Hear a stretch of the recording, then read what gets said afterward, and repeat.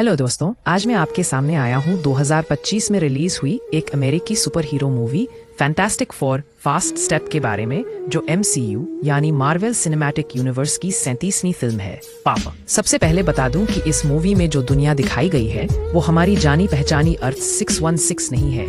ये पूरी तरह से एक अलग ब्रह्मांड की अर्थ 851 कहानी है।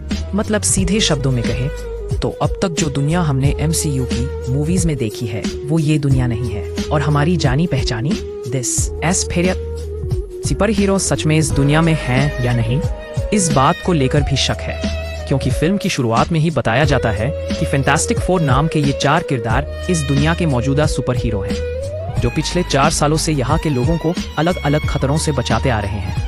हालांकि ये नहीं बताया गया कि ये चारों सुपर हीरो कैसे बने, बस इतना बताया गया है कि 4 साल पहले 4 अंतरिक्ष यात्री रीड रिचर्ड्स, स्यू स्ट्रॉम, बेन ग्रिम और जॉनी स्यू स्ट्रॉम एक साथ एक अंतरिक्ष यान से अंतरिक्ष की यात्रा पर गए थे काम के लिए। लेकिन इसी ब्रह्मांड में एक महाजागतिक रस्सी के संपर्क में आने से उनमें से हर एक के अंदर एक अलग अलग बेहद मानवीय क्षमता आ जाती है।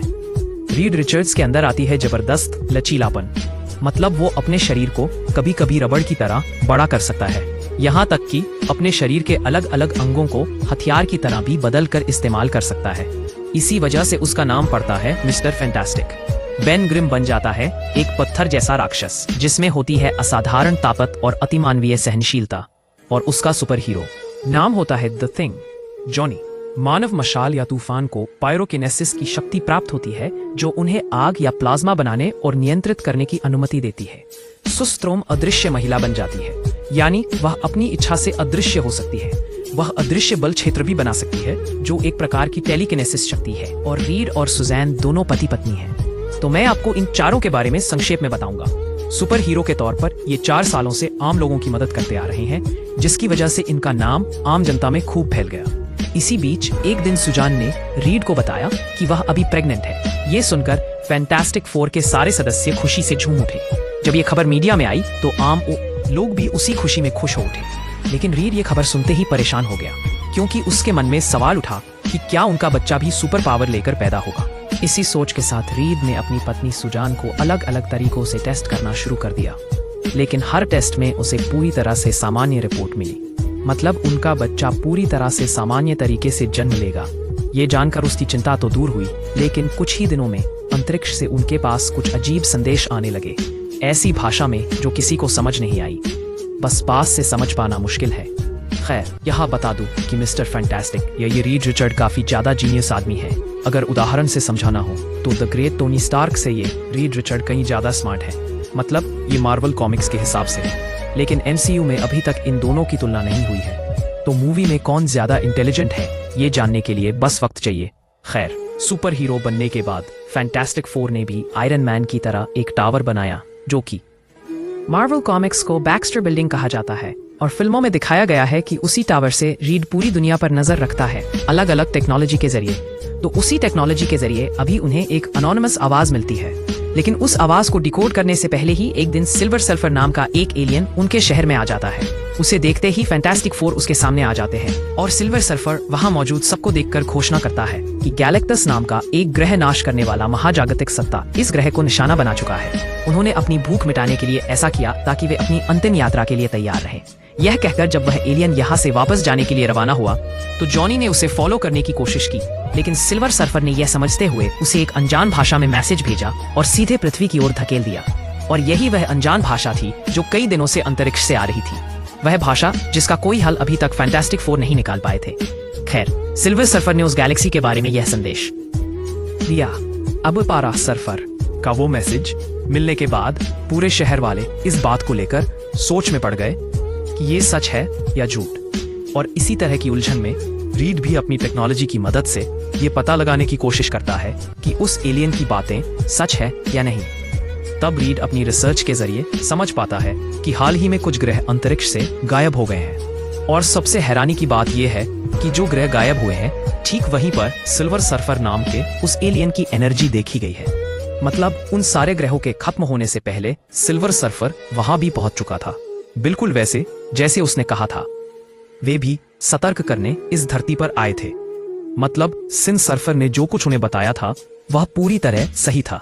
गैलेक्टस नाम का एक ग्रह भक्षक महाब्रह्मांडीय प्राणी बहुत जल्दी इस धरती को भी निगलने वाला है। जैसे ही ये पक्का होता है, रीड फैसला करता है कि गैलेक्टस के इस धरती पर आने से पहले वे चारों अंतरिक्ष यात्रा करके सीधे गैलेक्टस के सामने पहुंचेंगे, ताकि उसे समझा कर इस घटना को रोका जा सके या फिर उसके खिलाफ लड़कर उसे हरा दिया जाए। तो ये योजना वे अपने पूरे शहर के लोगों के सामने घोषित कर देते हैं कि जल्द ही एक अंतरिक्ष डांस के जरिए वो अंतरिक्ष में जाते हैं। लेकिन सवाल यह है कि गैलेक्टस उन्हें कहाँ मिलेगा। यहाँ भी रीड अपनी समझदारी दिखाते हुए सिल्वर सर्फर की एनर्जी को ट्रैक करता है, क्योंकि रीड ने सोचा था कि अगर वे सिल्वर सर्फर तक पहुंच गए तो उसके आसपास ही वो ग्रह खाओ गैलेक्टस मिल जाएगा। लेकिन दिक्कत ये थी कि वर्तमान समय में उस सिल्वर सर्फर की एनर्जी एक दूसरे गैलेक्सी से आ रही थी, मतलब वहां पहुंचने के लिए उन्हें बहुत लंबा रास्ता तय करना पड़ेगा। खैर, मैं यहाँ थोड़ा ज्ञान भी दे देता हूँ। वर्तमान समय में मानव जाति एक गैलेक्सी से दूसरी गैलेक्सी जाना बिल्कुल भी मुमकिन नहीं है, क्योंकि अब तक जो सबसे नजदीकी गैलेक्सी मिली है उसकी दूरी लगभग 2.12 मिलियन प्रकाश वर्ष है। मतलब अगर हम रोशनी की रफ्तार से सफर करें तो वहां पहुंचने में हमें करीब 2.12 मिलियन साल लगेंगे, जो कि किसी इंसान के लिए नामुमकिन है। लेकिन इंसान ने जो वार्म होल का सिद्धांत खोजा है उसके मुताबिक हम ये दूरी कुछ मिनटों से लेकर कुछ घंटों में भी पूरा कर सकते हैं।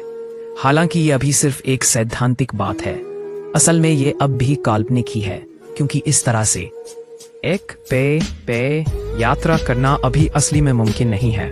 लेकिन मूवी में यही थ्योरी दिखाई गई है, इसलिए मैं ये जानकारी दे रहा हूँ। वैसे भी फैंटास्टिक फोर अंतरिक्ष में पहुंचते हैं और वहां अपने बनाए एक हाईटेक इंजन से डॉक करते हैं, जिससे वे रोशनी से भी तेज गति से सफर कर सीधे उस गैलेक्सी में पहुंच जाते हैं। वहां वे देखते हैं कि उनकी आंखों के सामने एक बहुत बड़ा स्पेसशिप एक पूरे ग्रह को पूरी तरह तबाह कर देता है, और वो स्पेसशिप है गैलेक्टस का। असल में गैलेक्टस नाम का ये ब्रह्मांडीय जीव विभिन्न ग्रहों को तबाह करके उनमें से ऊर्जा सोखकर जिंदा रहता है। इसलिए वो लगातार अलग अलग ग्रहों को तबाह करता जा रहा है, क्योंकि उसे जिंदा रहने के लिए ये करना ही पड़ता है। और उसकी जो ये स्पेसशिप है वही इस काम को सफल बनाती है। मतलब ये स्पेसशिप अलग अलग ग्रहों को नष्ट करके वहां की एनर्जी गैलेक्टस के शरीर में ट्रांसफर करती है। उसी एनर्जी से वो जिंदा रहता है। ठीक है, तो फैंटास्टिक फोर का स्पेसशिप जैसे ही वहां पहुंचता है, गैलेक्टस की स्पेसशिप उन्हें खींचकर अंदर ले जाती है, जहां सिल्वर सर्फर उनके सामने आता है और बताता है कि गैलेक्टस आपसे मिलना चाहता है। इसलिए सब उसकी बात मानकर आगे बढ़ते हैं। सब कुछ अहंकार से शुरू होता है, और यहीं पर जॉनी सिल्वर सर्फर उससे पूछता है कि पिछले दिन उसने अनोन को जो कुछ कहा था उसका क्या मतलब था। जवाब में सिल्वर सर्फर बताता है कि वो एक आशीर्वाद था, जिसका मतलब है कि अपने साथ ही मर जाओ। खैर, इसके बाद आखिरकार जब वे गैलेक्टस के सामने पहुंचते हैं तो वे देखते हैं कि गैलेक्टस का आकार इतना विशाल है कि उसके सामने वे सब चींटियों के बराबर हैं।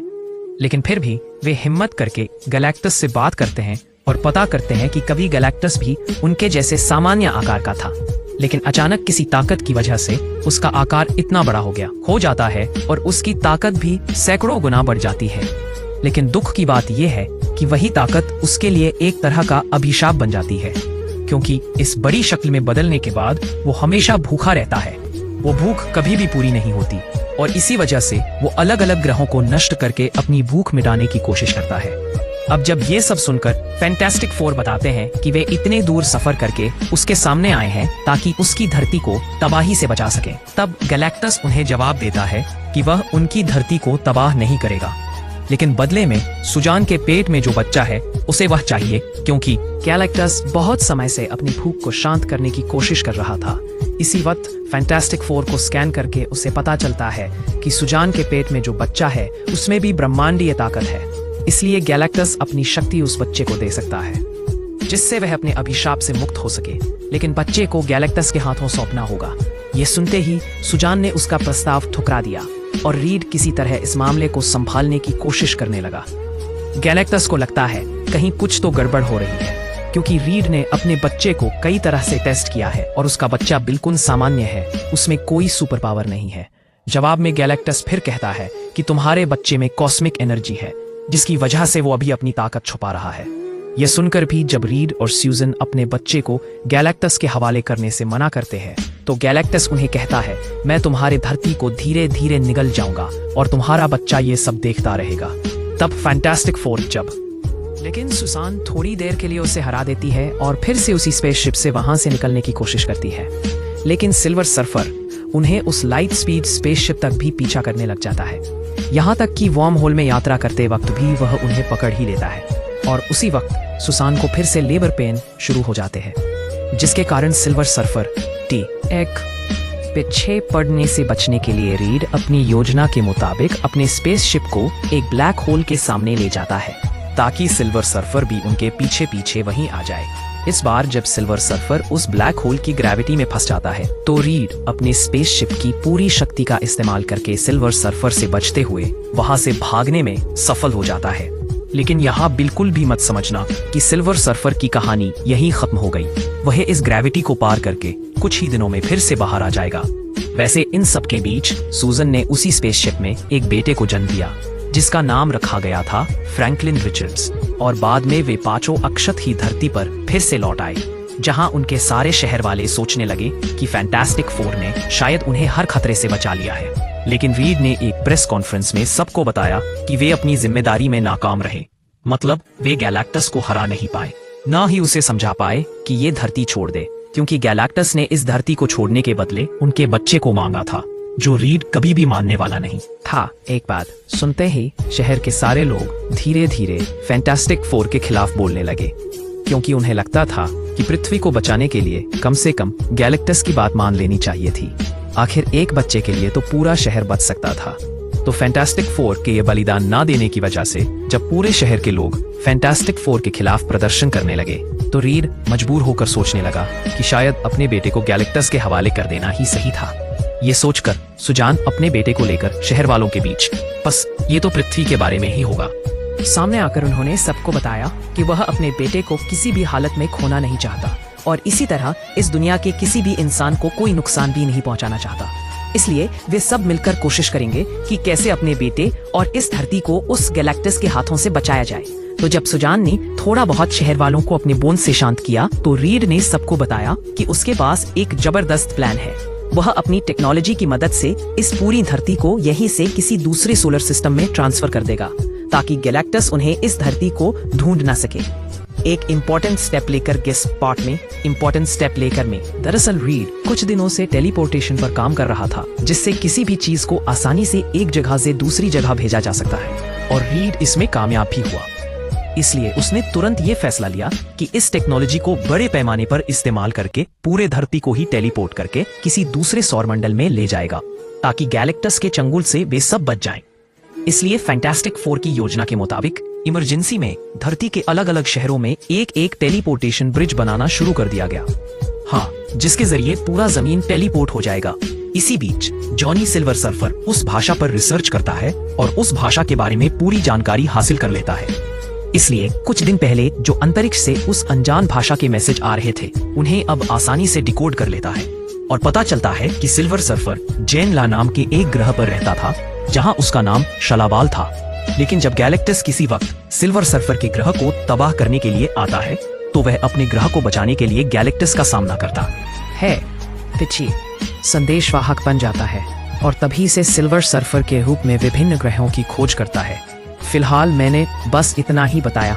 अगर आपको दिलचस्पी हो तो मैं सिल्वर सर्फर और गैलेक्टस की उत्पत्ति पर एक अलग वीडियो बनाऊंगा, तो कृपया कमेंट में बताना। ठीक है, तो जब गैलेक्टस धरती के काफी करीब आ जाता है, तो फैंटास्टिक फोर अपनी योजना के मुताबिक धरती के अलग अलग शहरों में बनाए गए टेलीपोर्टेशन ब्रिज चालू करते हैं, ताकि धरती को टेलीपोर्ट किया जा सके। लेकिन उनका काम पूरा होने से पहले एमईबी सिल्वर सर्फर धरती पर आकर एक एक करके वे सारे ब्रिज तोड़ना शुरू कर देता है। ये देखकर जॉनी उसकी राह रोकता है और उसके सामने उसकी ही कहानी रख देता है। मतलब कि उसने अपनी दुनिया बचाने के लिए खुद को गैलेक्टस का दास बना लिया है और अब दूसरे ग्रहों के लोगों को मारने का काम कर रहा है। ये सब जॉनी उसके सामने दिखाता है। इतना ही नहीं, वो सारे ग्रह जो उसने गैलेक्टस के लिए ढूंढे थे, जब वे तबाह होने वाले होते हैं, तो वहां के लोगों की चीख पुकार जॉनी उसके सामने सुनाता है। वो चीख पुकार सुनकर सिल्वर सर्फर को पछतावा होता है। वह यहाँ से भाग जाता है। मतलब उसे खुद ही समझ आ जाता है कि ये सब काम करना उसके लिए बिल्कुल सही नहीं है। वैसे भी जब इस तरफ से टेलीपोर्टेशन ब्रिज नष्ट हो गए और पृथ्वी को टेलीपोर्ट करना नामुमकिन हो गया, तो रीड ने फैसला किया कि अपने शहर में मौजूद टेलीपोर्टेशन ब्रिज का इस्तेमाल करके गैलेक्टस को टेलीपोर्ट करेगा और उसे कहीं और भेज देगा, ऐसी जगह जहां से गैलेक्टस कभी वापस नहीं आ सकेगा। लेकिन इसके लिए उसे अपने स्पेसशिप से अलग होना पड़ेगा। मतलब गैलेक्टस को उसके स्पेसशिप छोड़कर इस धरती पर उतरना होगा। लेकिन ये कैसे संभव होगा? यहीं पर रीड बाकी लोगों को पता है कि इस काम के लिए वह अपने ही बेटे को बिसात के तौर पर इस्तेमाल करेगा। मतलब फ्रैंकलिन को वे अपने ही शहर में मौजूद उस टेलीपोर्टेशन ब्रिज के बीच में रखेंगे ताकि गैलेक्टस उसे बचाने के लिए वहीं आए। फिर सही वक्त आने पर फ्रैंकलिन को हटाकर गैलेक्टस को कहीं और टेलीपोर्ट कर दिया जाएगा। लेकिन प्रॉब्लम यह है कि रीड की ये प्लान सुनकर सुजैन, जॉनी और बेन सब उसके ऊपर गुस्सा हो जाते हैं, क्योंकि फ्रैंकलिन को बिसात बनाना उनमें से किसी को भी पसंद नहीं आता। लेकिन दूसरा कोई रास्ता ना होने की वजह से सुजैन एल पेन साको मुखु सास वन स्टाको 1 पॉइंट सन्स जैसी बड़ी और शक्तिशाली सत्ता इस दुनिया में आती है, तो उसके कारण इस शहर को भारी नुकसान हो सकता है। कई आम लोग भी मर सकते हैं। इसलिए फैंटास्टिक फोर अपने पुराने दुश्मन मोल मैन से बात करते हैं और इस शहर के सारे लोगों को उसके बनाए हुए एक अंडरग्राउंड शहर सेप्टेरिनिया में शिफ्ट कर देते हैं, ताकि गैलेक्टस की वजह से आम लोगों को कोई नुकसान न पहुंचे। फिर देखा जाता है कि फैंटास्टिक फोर अपनी योजना के मुताबिक फ्रैंकलिन को एक एसपी सेप आधुनिक जूले पर रखकर उसे उस टेलीपोर्टेशन ब्रिज के बीच में छोड़ देता है। वहीं गैलेक्टस अपने अंतरिक्ष जहाज से पृथ्वी पर उतरते ही सबसे पहले स्कैन करता है और फ्रैंकलिन की स्थिति पता लगाता है। फिर सीधे शहर के बीच से फ्रैंकलिन की तरफ निकल पड़ता है, क्योंकि उसे फ्रैंकलिन की एक एनर्जी कॉस्ट चाहिए। लेकिन इसी बीच जॉनी उसे थोड़ा परेशान कर देता है। फ्रैंकलिन को हटाकर उस जगह पर एक खाली जूला छोड़ देता है। हालांकि गैलेक्टस इसे आसानी से समझ जाता है, इसलिए वो भी उस टेलीपोर्टेशन ब्रिज के अंदर जाने की बजाय सीधे बैक्स्टर की ओर बढ़ता है, बिल्डिंग की तरफ ही बढ़ना शुरू कर देता है, क्योंकि फ्रैंकलिन इस वक्त वहीं है। ये बात समझते ही फैंटास्टिक फोर जब गैलेक्टस को रोकने की कोशिश करता है, गैलेक्टस एक एक करके सबको हरा देता है और इस बिल्डिंग से फ्रैंकलिन को उठा लेता है। ये देखकर घायल सुजान अपनी पूरी ताकत लगाकर एक फोर्स फील्ड बनाता है और गैलेक्टस को उस टेलीपोर्टेशन ब्रिज की तरफ धकेलने लगता है। इसी मौके पर रीड किसी तरह फ्रैंकलिन को उसके हाथ से छुड़ा लेता है। फिर वो टेलीपोर्टेशन ब्रिज ऑन करता है और एक पोर्टल बनाता है। उसी पोर्टल के अंदर सुजान गैलेक्टस को धक्का देता है, लेकिन उसके बाद ही जब गैलेक्टस उसमें से बाहर निकलने की कोशिश करता है तो जॉनी खुद को समर्पित करके भी गैलेक्टस को लेकर उसी पोर्टल के अंदर जाने के लिए तैयार हो जाता है। लेकिन अंत तक देखा जाता है कि सिल्वर सर्फर उसे रोक देता है और खुद गैलेक्टस को लेकर उस पोर्टल के अंदर चला जाता है और पोर्टल भी तुरंत बंद हो जाता है। मतलब ये धरती गैलेक्टस के हाथ से बच जाती है और जो सिल्वर सर्फर ने खुद को बलिदान दिया वो उसने अपनी गलती समझने की वजह से किया। खैर, इस तरफ देखा जाए तो सुजान गैलेक्टस के खिलाफ अपने कदम उठा रही है। प्रिस्पाइटी ने दवा से बलाया से बाहर की तलाश, ऐसा कारण वो उसी जगह मर जाता है। लेकिन उसका बेटा फ्रैंकलिन तुरंत उसकी माँ को वापस जिंदा कर देता है। इसका कारण हम पहले ही गैलेक्टस से जान चुके हैं। फ्रैंकलिन के अंदर भी ब्रह्मांडीय ताकत है। मेड क्रेडिट सीन में दिखता है कि अभी से 4 साल बाद सुजान अपने कमरे में फ्रैंकलिन को किताब पढ़कर सुना रही है। लेकिन जब सुजान दूसरी किताब लेने जाती है और वापस आती है तो वो देखती है कि फ्रैंकलिन हरे कपड़े पहने एक शख्स से बात कर रहा है, जिसके हाथ में एक धातु का मुखौटा है। अब ये कौन हो सकता है? ये तो साफ है। फिर से बताने की जरूरत नहीं है, क्योंकि मैंने ट्रेलर ब्रेकडाउन वीडियो में ही कहा था कि इस मूवी के पोस्ट क्रेडिट सीन में हम जरूर डॉक्टर डूम को देखेंगे। हाँ, ये वही डॉक्टर डूम है जिसकी अगली कहानी हम एवेंजर्स डूम्सडे मूवी में देखेंगे। ठीक है, तो आज के लिए बस इतना ही। अगर आपको मेरा वीडियो पसंद आए तो जरूर लाइक, कमेंट और शेयर करें। और अगर आप मेरे चैनल पर पहली बार आए हैं तो चैनल को सब्सक्राइब करके बेल आइकन भी दबा देना, ताकि ऐसे वीडियो सबसे पहले आपके पास पहुंचे। ठीक है, फिर मिलते हैं अगले वीडियो में। तब तक के लिए धन्यवाद।